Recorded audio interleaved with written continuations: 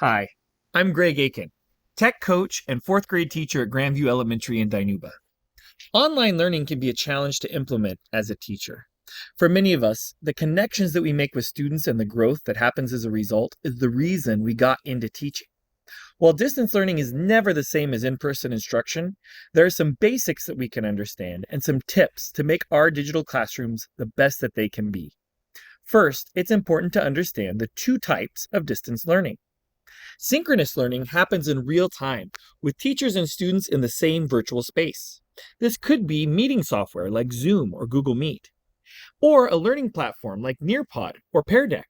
Combining the two, Meet and Nearpod, for example, makes for a more engaging and powerful learning experience, as students can not only hear and see one another, they can also interact through text, polls, sketches, live message boards, quizzes, games, and other engagement tools. The breakout feature in Zoom and Meet also gives students a chance for important social interactions and to collaborate on group assignments.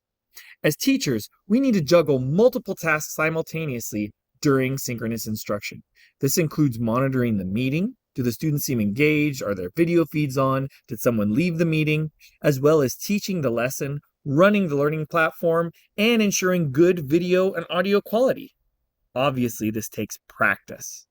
By starting slowly, giving yourself grace, and sticking with it, you'll find synchronous instruction becoming more and more manageable. The second type of distance learning is asynchronous learning. Asynchronous learning is teaching that students access on their own schedule.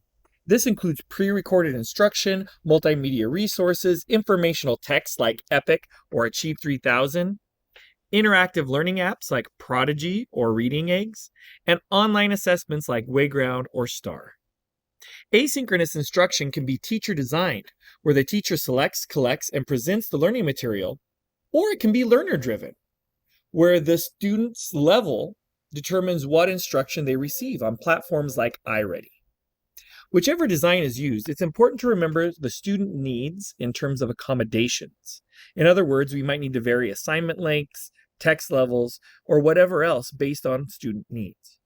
Fortunately, asynchronous learning affords natural options for pacing and repetition of material because students can rewind it and rewatch it themselves.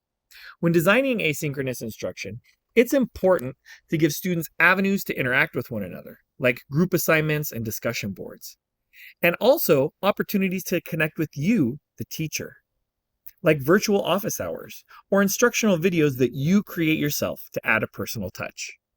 Many agree that an ideal learning experience combines both synchronous and asynchronous elements to give learners a robust course that combines social learning aspects of synchronous with the flexibility and differentiation of asynchronous. I hope these tips helped.